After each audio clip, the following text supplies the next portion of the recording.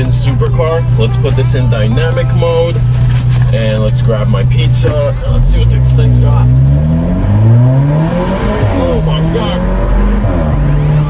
Ladies and gentlemen, welcome back to my channel. My name is Adam, and today we have the Alfa Romeo 4C. This is the forgotten car from Italy, and the question is it really a supercar? I have it for a few days, so I'm going to drive it. I'll tell you what I love about the car. I'll tell you what I hate about the car. I'll tell you if I think you should get one.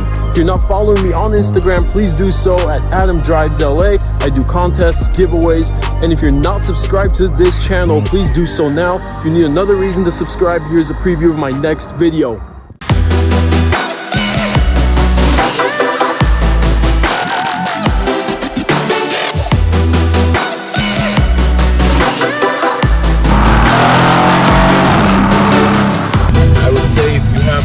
Do not take turns with this car.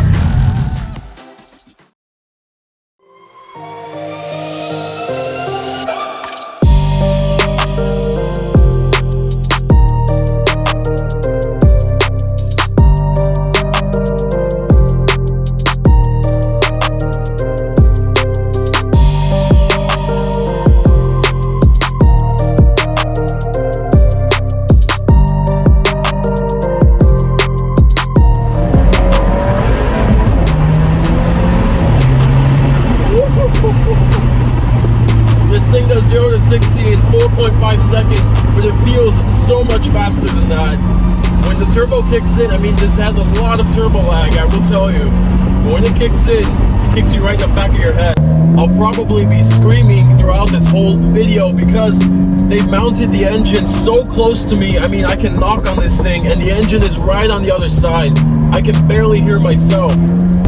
The interior is just filled with carbon fiber. I must say, if you like these minimal, just race car interiors, you're gonna love this. Hello, here we are. That blow-off valve always makes me think the tires are loose, but no, tires have not gotten loose. The car has immense capabilities. I would like to do this video with the top up, but there's two reasons. One, I'm pretty sure my head's not gonna fit because I can see it going over, and I'm almost looking directly at the top of the sun visor. And the funny thing is, let's put the sun visor down. That's probably the width of a nickel. God, imagine listening to the sound of this car all day. I mean, it's fun when you want to use it, but if you're not using it, this thing it's gonna drive you mental by the end of the day. Getting on the Sunset Strip near Westwood now. If you have been here, you know this is like a racetrack. Wow, my confidence going into the turns is through the roof. Well, no roof, but you can imagine, it's immense. Alfa took an aggressive approach to making this thing lightweight.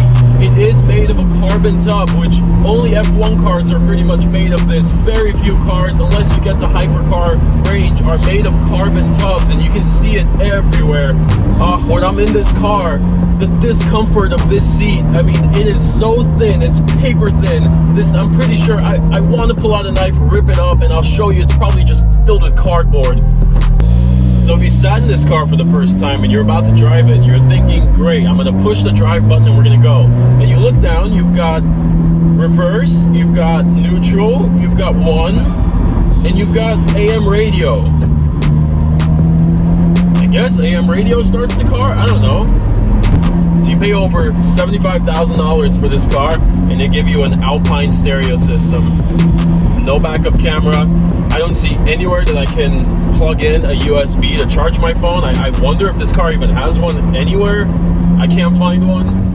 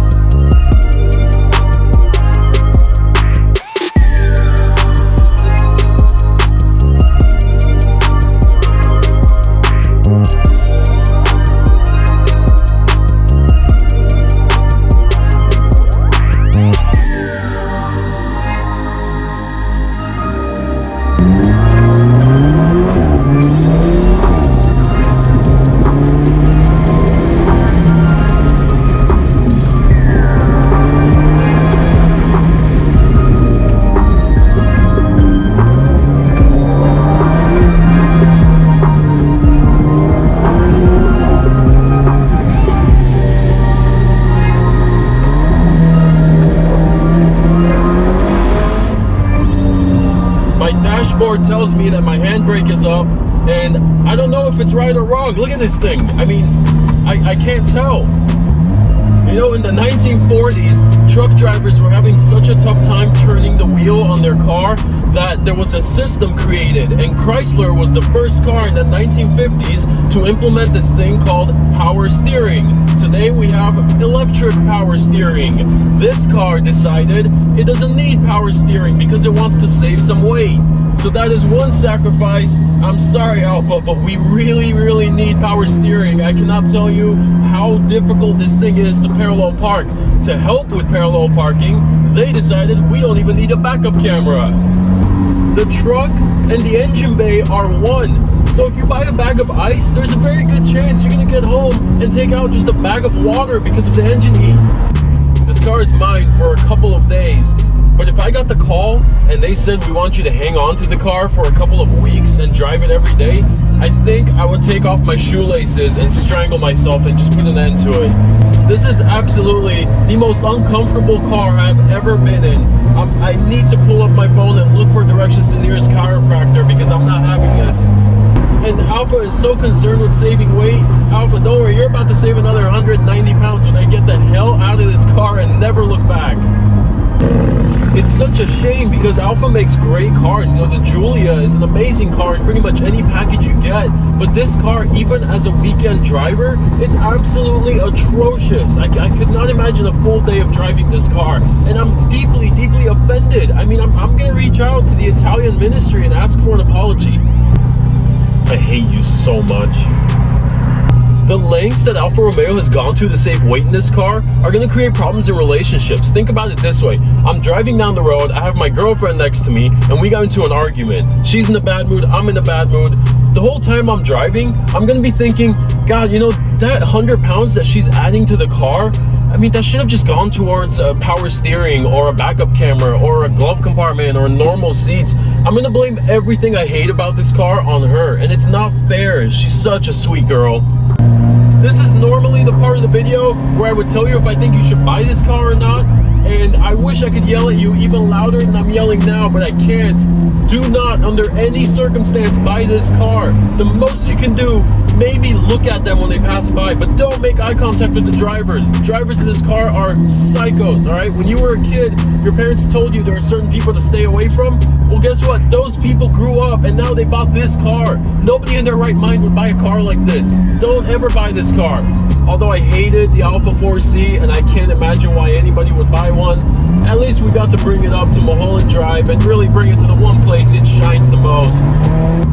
And with that said, that wraps up another video. Thank you so much for watching it with me. Follow me on Instagram at AdamDrivesLA. Subscribe to the channel. I've got more videos coming up. I have a backlog of videos that are ready to be released. I drive what you vote. So tell me what you want me to drive. Get in the DMs, get in the comments. Tell me the cars you want me to see and I'll put them on the list. Have a great day. I'm going to return this car and go get a long-ass massage. I can't get a massage. Cold